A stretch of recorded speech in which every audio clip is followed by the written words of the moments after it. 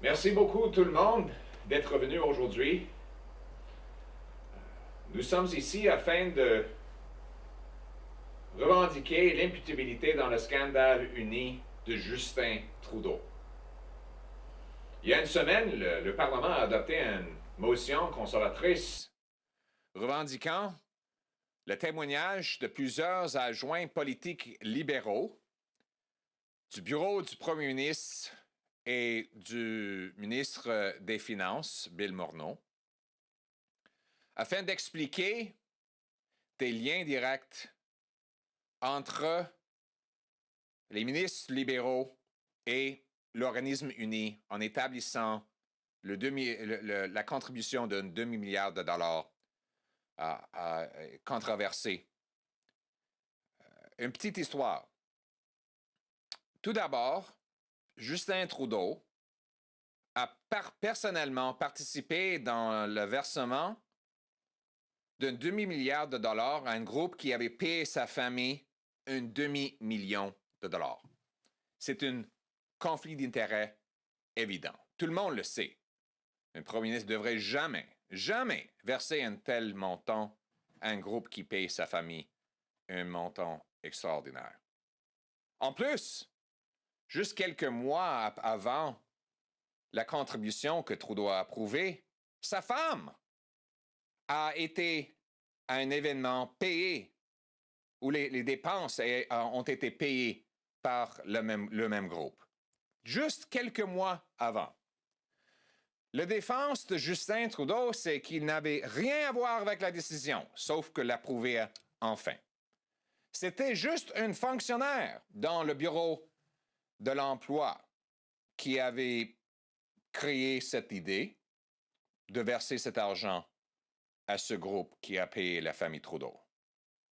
Et que lui, il a appris de cette décision la journée même que c'était devant le cabinet. Et lui, il était outragé. Il a dit non, je ne vais pas approuver ça. Je veux une autre semaine pour y réfléchir. Puis après ça, il l'a approuvé.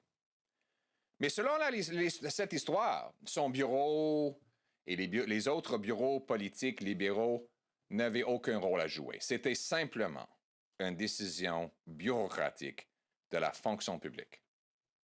Problème. On a obtenu des courriels entre les Kielburger et les membres de l'équipe PMO très seniors. Ben Chin, qui est le conseiller senior de Justin Trudeau, avait un échange de courriels avec les Kielburger, où les Kielburger, là, lui a remercié d'avoir formé ce programme que le premier ministre dit que son bureau n'avait rien à voir avec. Deuxièmement, il y a des courriels entre Rick Tice, un autre adjoint senior très haut dans le bureau du premier ministre, où on voit les détails et les formations de ce programme avec oui et qui avait comme résultat la contribution d'un demi-milliard de dollars. Alors, ça contredit directement le témoignage de Justin Trudeau devant le comité des finances en été 2020, où il a dit « Ah non, j'avais rien à voir, c'était simplement un employé dans le département d'emploi. » Avec ces contradictions, on voulait donner à ces employés l'occasion de s'expliquer, de nous dire comment ces courriels peuvent avoir été écrits, montrant une telle collaboration si c'était simplement une affaire d'un fonctionnaire loin de l'autre côté de la rivière d'Ottawa. Soudainement, Justin Trudeau a dit non, il ne faut pas que ces adjoints-là venir témoigner devant les Canadiens. Il dit non, c'est toujours la responsabilité des ministres de témoigner devant les comités parlementaires quand il y a une question pour leurs adjoints. Bien. On a une deal. Les conservateurs acceptent l'offre de Justin Trudeau. Si c'est le ministre qui devrait témoigner au lieu de ses adjoints, évidemment, le ministre responsable pour les adjoints dans le bureau du premier ministre, c'est le premier ministre, Justin Trudeau lui-même. Donc, s'il choisit que ses adjoints ne témoignent pas, c'est lui qui devrait témoigner devant le comité parlementaire. Oui, il l'a déjà fait, mais non, il n'a pas répondu à ses courriels parce qu'à ce moment-là, ces courriels étaient gardés secrets. On a de preuves qui contredisent ce que le premier ministre a dit devant un comité parlementaire. Et s'il ne veut pas permettre les gens qui ont été impliqués dans ces courriels, il devrait lui-même venir expliquer pour les gestes que son bureau a pris. Ce qui est clair, que Justin Trudeau ne peut pas simplement cacher la vérité. C'est assez de fermer le Parlement, de retarder des comités parlementaires lorsque ces députés prononcent des discours de 4 ou 5 ou 7 heures afin d'éviter des questions importantes. Si Justin Trudeau n'a rien à cacher, il devrait avoir aucun problème à témoigner. Donc, dès que demain, Justin Trudeau peut venir devant le comité de l'éthique afin de témoigner et de répondre aux questions. On préfère qu'il le fasse en personne. Il est disponible pour plusieurs annonces médiatiques, plusieurs conférences de presse où il annonce ses dépenses électoralistes. Donc, évidemment, il se sent très à l'aise et très en sécurité d'être aux événements en personne. Donc, nous l'invitons en personne d'aller témoigner devant le comité. Thank you very much, and now in English. We're here today because Justin Trudeau personally intervened to give a $500 million grant to a group that had paid his family $500,000. In fact, only a few months before he was approving this $500 million grant to this group, the group was treating his wife to a lavish trip to London, England, presumably covering her expenses, according to testimony we heard from the Kielburgers. This group was pouring benefits into the Trudeau family, so many benefits that when we asked the Kielburgers, how much did you pay the Trudeaus, it took them about 5 minutes to add it all up. $20,000 for this, $30,000 for that, $50,000 for a third thing, and Trudeau had no problem returning the favor by paying them back a $500 million grant for a program that already existed in-house for over 20 years. But Trudeau's defense is that he had no role in it. He didn't do anything. It was some mid-level bureaucrat that just rammed it all down his throat. She concocted this idea to contract out a program that had long existed within her own department to a third-party group that just happened to pay the Prime Minister's family $500,000. And then it dropped on his cabinet desk the day of the decision, and he was so surprised and outraged that he pushed back and made them wait another week before they could get approval and the money. Only one problem. The documents came out. And they showed that, in fact, it wasn't a mid-level bureaucrat concocting the scheme. It was senior advisors to the Prime Minister himself, his top officials with whom he meets daily.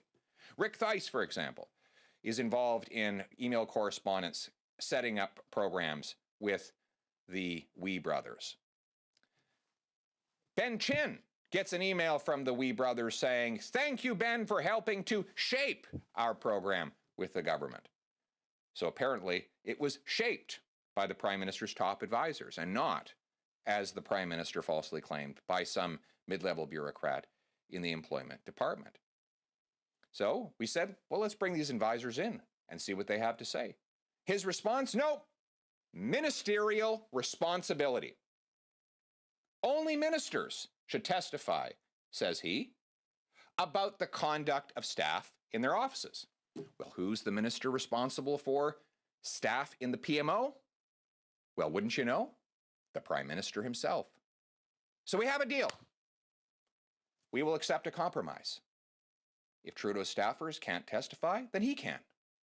We ask him to testify for no less than 4 hours before the Ethics Committee in person. He has shown his willingness to attend events in person whenever it's a photo op or an announcement, so he obviously feels safe doing that, and we welcome him to do so in person. And in that 4-hour testimony, he can answer why his staff were engaged in this long string of correspondence with the Wee brothers about setting up programs and grants of taxpayer money. At the same time as the Wee brothers were circulating documents within Trudeau's office, highlighting his mother and his spouse. At the same time, or just weeks after, his spouse accepted lavish travel from the Wee brothers. So, the Prime Minister wants ministerial responsibility. There's only one person who can give it to us. Him. So we'll see you at Ethics Committee, Justin. Thank you. Well, thanks very much. Pleasure to join you today with my colleague, the Honourable Pierre Poilievre, to discuss the ongoing cover-ups of the scandals that are plaguing our government. Justin Trudeau and his government have undertaken a coordinated cover-up of the Wee scandal. As Pierre outlined, this is a situation where the Prime Minister's family benefited $500,000, and in exchange for that benefit, that organization was given a $500 million agreement with their same government. And at the same time, we see the Trudeau government covering up the sexual misconduct allegations against the former chief of the defense staff. Now, the pattern is the same in both. At first, Prime Minister Trudeau says he has no idea about the details, or in the case of the Wee scandal, his family wasn't paid. That was the original story. And then later, as the truth comes out, as documents come to light, as opposition politicians fight for answers for Canadians, in that case about how $500 million of their money was to be given to an organization with these direct ties to the Prime Minister, the story changed. In the case of the sexual misconduct allegations, the Prime Minister originally said he first heard of this when the reporting started weeks ago. But now, of course, we know that not only did the Minister of National Defence know about these allegations and refuse to act, the Prime Minister's office was also aware. The Minister of National Defence had said at committee that when it was revealed the Chief of Defence Staff, after allegations were made about sexual misconduct, that he was then given a sizable raise, the minister said he had no part, no role, no input in that process. Well, Friday, testimony at the Defence Committee proved otherwise. That in fact, the minister is part of that process, and that in fact, his testimony at committee was not truthful. Canadians deserve accountability from their government. They deserve accountability on how their money is spent. $500 million, when it's allocated to a group that has paid members of the Prime Minister's family and benefited them nearly $500,000. Canadians deserve answers. When parliamentarians investigated this initially last summer, the Prime Minister had his government illegally redact documents. Then he prorogued Parliament, shutting down all of the committee's works. When committees resumed, many hours of filibusters ensued. It took the summoning of witnesses, a very rare step for parliamentary committees to exercise that power, to get witnesses to come. And when the witnesses finally did come, Mark and Craig Kielburger, they revealed further contradictions with the testimony that the Prime Minister, his ministers, and staff had given. So after filibusters at multiple committees, after Parliament was shut down, after documents were illegally redacted, members of Parliament are looking for answers. They're looking to provide the truth and transparency to Canadians. We were promised in 2015, when Justin Trudeau ran, that we would have accountability, we would have transparency, and that sunlight is the best disinfectant. Well, it's not sunlight blinding Justin Trudeau. He's blinded by his ambition and seeking to protect the corruption and the scandals in his own government. And he's going to great lengths to ensure that they remain hidden from Canadians. On Thursday of last week, members of Parliament laid out the case in the House to have witnesses testify at committee with key information about these issues. Zita Astravas to the Defence Committee, Ben Chin, Rick Tice, and Amit Pal Singh at the Ethics Committee, as well as a due diligence report, should one exist, from the Privy Council office to be tabled with the Ethics Committee. All eminently reasonable requests by the opposition that were met with filibusters at committee. So when the House voted with a strong majority for those witnesses to appear at committee, we heard from the government House leader that they would instruct staff to defy the will of Parliament, to defy the will of Canadians. Well, as Pierre said, we have a solution, and it's built in to our discussions that we had in the House on Thursday, and it allows for the Prime Minister to be accountable, to be transparent, to provide the truth to Canadians, because to this point, that's not what we've seen from his government. So tomorrow at 2 o'clock, there is an opportunity for the Prime Minister to appear at committee and to lay these issues to rest, to give the truth to Canadians. That's what we're here to get. Thank you very much. We'll take your questions. We'll now start the question period. Nous allons maintenant commencer la période de questions. As usual, one question, one follow-up. Comme d'habitude, une question et une question de suivi. Operator, could we have the first question, please? Thank you. Please press star 1 if you have a question. N'hésitez pas à appuyer sur étoile 1 pour toute question. The first question, la première question, is from Lee Bertium of the Canadian Press. Please proceed. Your line is open. Yes, thank you very much. I want to just a little bit of point of clarification. You talked about 2 p.m. He could appear at committee. I assume that's ethics committee. And my question, my actual question is, given that your motion laid out that he could come, and basically asked the Prime Minister to appear for 3 hours, what can you do if he doesn't appear? What fallback options do you have, either to force him to appear or take other action?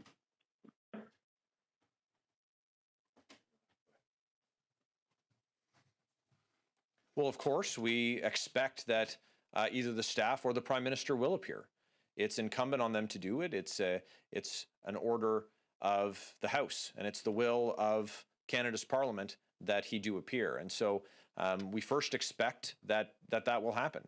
There are a number of measures available to committees and to the House if people don't follow if they don't follow the instructions that are laid out. But it's a simple matter of accountability. So the reason for the Prime Minister not to appear would only serve to further one narrative, and that's that they are in fact hiding something. And so if the Prime Minister has nothing to hide, then he has no reason to fear coming to committee, answering the questions that members will put to him, and then we can put these issues to rest. But we won't presuppose the Prime Minister's decision, because we do expect that he will be there, and we look forward to seeing him tomorrow at 2 o'clock. I would just point out, I think the question is it's an interesting one, but it is not, in this case, applicable because the Prime Minister is he's asked to testify. He said that he believes the Minister should testify, not the staff. He's the Minister. So we're just giving the Prime Minister what he's asked for. He asked to testify and take ownership for what went on in his office. We couldn't agree more, and so I think we have a consensus. And maybe this was, I have to admit, I haven't looked at the original motion, whether with regards to the Zita Stravis and Mr. Chin and Rick Tice, were those summons, and if they weren't, why not issue a summons? Why not have a committee issue a summons to these various political assistants or political aides? Well, again, it's extraordinary for a committee to issue a summons. Canadians are usually quite responsive to the invitations for parliamentary committees that they do appear.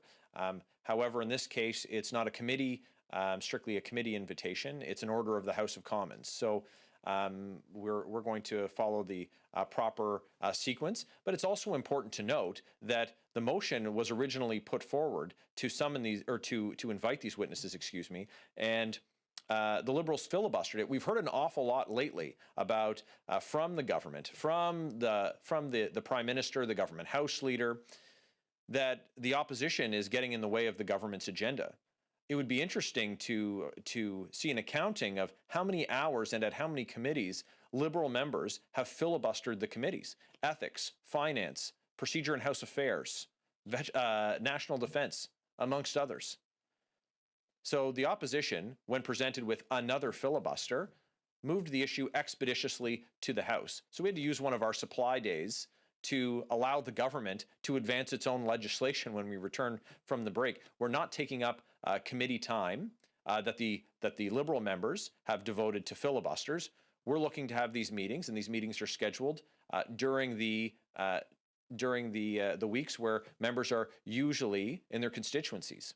So we're giving the government a gift in allowing to move forward with this without interfering with their legislative agenda. And so we're going to follow the proper process. And so in this case, summons won't need to be issued because, as my colleague Pierre Poilievre said, the Prime Minister and his government House Leader has said that they will follow the concept of ministerial accountability in an absolute way, and in that way, we'll welcome the Prime Minister to testify in place of his staff. Opératrice, prochaine question. Merci. De nouveau, n'hésitez pas à appuyer sur étoile 1 pour toute question. Please press star 1 if you have any question. The next question, la question suivante, is from Brian Lilly. Please mention your media before asking your question. Your line is now open. Brian Lilly with Toronto Sun. Given the lengths that the government has gone to, you mentioned some of them, proroguing the House, filibustering, all of these things, how far do you expect them to go with this? And if they do appear, what do you expect? You're obviously looking for something specifically.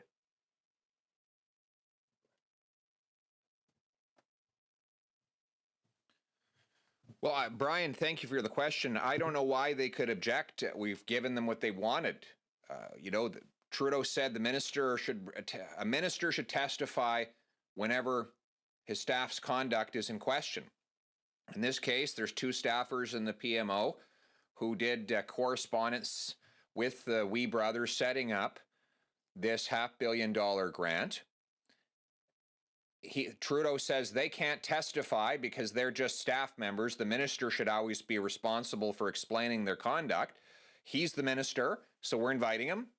We're giving the Prime Minister a 4-hour platform in which he can answer questions about his involvement in this grant and explain away the obvious contradictions from his earlier testimony that we have now in writing. So I think we have a happy, nonpartisan agreement that should garner his immediate support. I expect later today you'll be getting a statement from the PMO, happily welcoming the invitation and working with the clerk at the committee to schedule the Prime Minister's appearance. You agree with that, Michael? Absolutely. You sound more optimistic, or perhaps it's bravado. I'm not sure. They've gone to some pretty long lengths to shut down these attempts. So obviously they're looking to hide or distract or not talk about this. It's just not something they want to get into.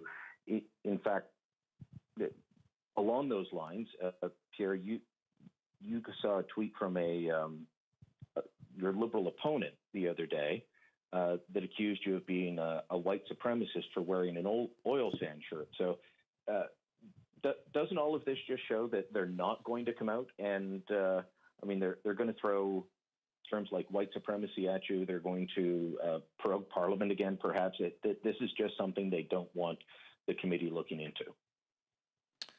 Well, you've really asked two questions. I'm sure, back to my earlier point, Trudeau will testify because he said that he wants to. He said he believes in ministerial responsibility over ministerial offices. He's the minister responsible for the PMO, and therefore he must testify if he wants to be consistent with everything that his members have said on the floor of the House of Commons.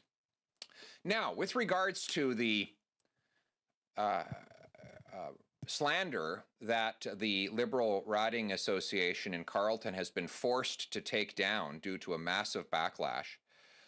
Temporarily yesterday, I noticed that the Liberal Riding Association had its entire Twitter account shut down. It's possible that, I don't know, but maybe it's because they were spreading misinformation that they had their Twitter account shut down. Both Chris Rogers, the twice defeated Liberal candidate from Carleton, who was most recently rejected in 2019, and Justin Trudeau need to apologize to oil sands workers in general and to the Métis man in particular who designed the shirt. But I think it's time that we tackle this head on. It's always wrong to deliberately and dishonestly throw around false accusations of racism. Racism is such an appalling disease of the soul that charges of it must only be directed at people who are truly guilty. So it is wrong all the time. It is doubly wrong to direct such charges at a Métis man who set up an organization specifically to promote Indigenous and immigrant energy workers who have benefited from the energy sector lifting them out of poverty. This is a multicultural group specifically designed to promote diversity and break down barriers and give opportunity to Indigenous and immigrant people, headed up by a Métis man who is a supporter of the sector. It is appalling for the Liberal Party to attack this Métis man in this way. But it is especially appalling for this party to do that because of its leader's own dark and unacceptable history with matters of race. Now, Justin Trudeau, he not only spent much of his early adulthood repeatedly engaging in premeditated acts of racism, of actually spending the time in a premeditated and sober manner to carry out grotesque acts of racism that he only apologized for when he was caught. Now, he says that he's no longer a racist, and I take him at his word. I think it is possible for people to change. But that doesn't explain his conduct in other matters.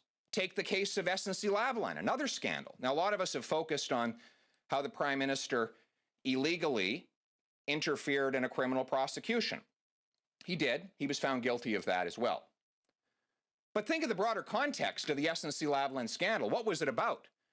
This was a multinational run by multimillionaires that had bribed a Libyan dictator and his son with yachts and prostitutes with the purpose of stealing from the Libyan people. Stealing from some of the most poor people in the entire world. And on whose side did Justin Trudeau fall? On the side of the corporate criminals who did that. And it gets worse. When a First Nations woman had the courage to stand up to him and prevent him from interfering in that criminal prosecution, he fired her. And not only did he fire her, then he sent out Liberal bigwigs to attack her using racial undertones in the process. Since that time, minorities from his own caucus have spoken out against the way he has treated them internally. So, frankly, it would be bad enough for Trudeau and his team to be throwing around these awful slurs against other people. But given his own conduct on these matters, he should be especially ashamed. What he should be doing is trying to atone for his own terrible behavior on these matters instead of falsely throwing out allegations at other people. Thank you. Operator, next question. Thank you, merci. There are no further questions registered at this time. Il n'y a plus de questions pour le moment. I would now like to return the meeting back over to the room. This concludes the press conference. Ceci met fin à la conférence de presse. Merci.